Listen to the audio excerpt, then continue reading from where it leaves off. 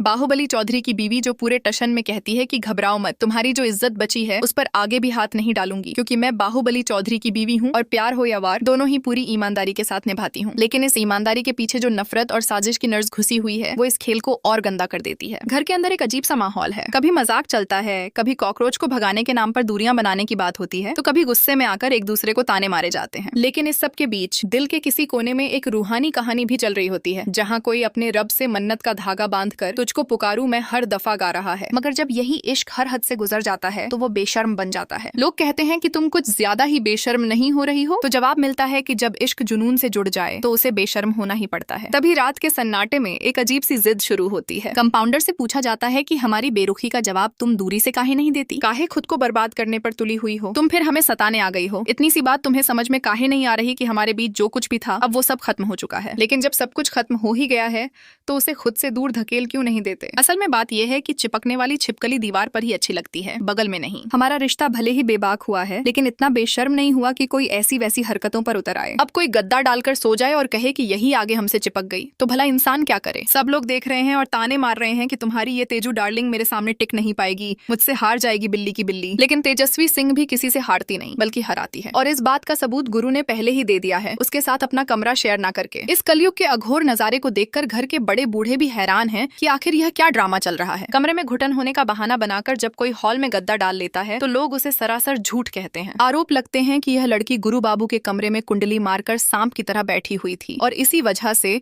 गुरु बाबू को हॉल में बिछौना लगाकर सोना पड़ा। अंकल भी सही कहते थे कि यह लड़की सिर्फ तमाशा करने आई है, जिसने गुरु के कमरे पर कब्जा कर लिया और खुद गुरु को ही उसके कमरे से भगा दिया। इसे लोग आज के जमाने के संस्कार कहते हैं। मगर तेजू सिंह के भाई बहुत अमीर आदमी हैं, वो चाहें तो इसके लिए मखमल का महल बनवा दें। लेकिन आज वो राजकुमारी अपने पति की वजह से जमीन पर सो गई और उसने उफ तक नहीं की। रिश्ते का यह ताना बाना तब और उलझ जाता है जब मामी जी बीच में आती हैं और गुरु साफ कह देता है कि जब तक शादी नहीं हो जाती वो अपने कमरे में अकेला रहेगा, न तेजस्वी वहाँ जाएगी और न ही वो डॉक्टर नहीं आएगी। रूहानी का भी अपना एक स्टैंड है। वो कहती है कि जब तक कोई और रिश्ता नहीं जुड़ जाता और गुरु की शादी तेजू से नहीं हो जाती तब तक उसकी जगह कोई और नहीं ले सकता, चाहे वो उसके पति का कमरा हो या उसकी जिंदगी। लेकिन गुरु के पिता का गुस्सा भी 7वें आसमान पर है। वो कहते हैं कि इसकी जिद हमारे जज्बात बदल नहीं सकती। यह लड़की तो तब भी हमारे कमरे में थी जब हमारे साथ रहना नहीं चाहती थी, और अब जब हम इसके साथ रहना नहीं चाहते नहीं तो हमारे साथ रहने की जिद कर रही है। वक्त बदल चुका है लेकिन कुछ दिनों की बात और है, सब बर्दाश्त करना पड़ेगा। कभी प्यार और कभी तकरार के इस अंदाज में जब कोई हाथ पकड़कर खींचता है तो लगता है कि रिश्ता अभी भी बाकी है, लेकिन एक वक्त के बाद इंसान अपनी जिद छोड़ देता है। मगर जो चीज जुनून बन चुकी हो वो कभी नहीं छूटती। सुबह होते ही फिर से वही तंज और वही जंग शुरू हो जाती है। गुड मॉर्निंग के साथ ताना मारा जाता है कि क्या तुम रात भर मेरे कमरे के बाहर पहरा दे रही थी, इतना चलोगी तो जलकर राख हो जाओगी। रेस में हमेशा साथ भागा जाता है, एक दूसरे के सामने आकर खड़ा नहीं हुआ जाता। मगर जवाब भी उतना ही तीखा मिलता है कि रेस सिर्फ बराबरी वालों से की जाती है, जिनकी हार पहले से तय हो उन पर वक्त बर्बाद नहीं किया जाता, क्योंकि रेस की ट्रॉफी तो खुद साथ में दौड़ रही है। यह सिर्फ एक गलत फहमी है, क्योंकि गुरु सिर्फ अपने साथी के साथ चलना चाहता है, किसी अजनबी के साथ नहीं। इस घमंड की जंग में अब यह देखना बाकी है कि गुरु किसकी तरफ होता है। कमरा भले ही किसी का भी हो पर गुरु पर हक जताने का खेल जारी है। बहुत जल्द उसे जिंदगी से निकालकर अपनी अदाओं से अपनी तरफ खींचने के दावे किए जा रहे हैं। कोर्ट मैरिज की बातें भी उठती हैं, वकील को बुलाकर साइन खेलने की सलाह दी जाती है, लेकिन समाज और परिवार के ताने भी तैयार हैं। यहाँ किसी को IVF का बच्चा या कागजी साइन वाली बहू मंजूर नहीं है। अगर ऐसा किया तो बेइज्जती अलग से होगी और लोग कहेंगे कि गौतम सिंह की बहन में चैलेंज जीतने का दम ही नहीं था, इसलिए उसने ऐसा चोर रास्ता चुना। इस बात से कम कोर्ट मैरिज का भूत तो सिर से उतर जाता है, ताकि शादी की सारी रस्में पूरे रीति रिवाज के साथ शुरू हो सकें और दिल का दरवाजा फिर से खुल सके। तभी अचानक डीन मैम का फोन आता है और डॉक्टर रूहानी को एक बड़ी इमरजेंसी का बहाना बनाकर तुरंत हॉस्पिटल बुला लिया जाता है। यह सब असल में एक सोची समझी साजिश थी, ताकि कंपाउंडर यानी रूहानी को शाम तक हॉस्पिटल में ही उलझा कर रखा जा सके और पीछे से घर में शादी का खेल खत्म कर दिया जाए। घर में बहस चल रही है कि क्या डर के मारे शादी की रस्में भी नहीं होंगी। खानदानी बाहुबलियों को यह डर शोभा नहीं देता। तेजस्वी चाहती है कि उसकी शादी पूरे रीति रिवाज, म्यूजिक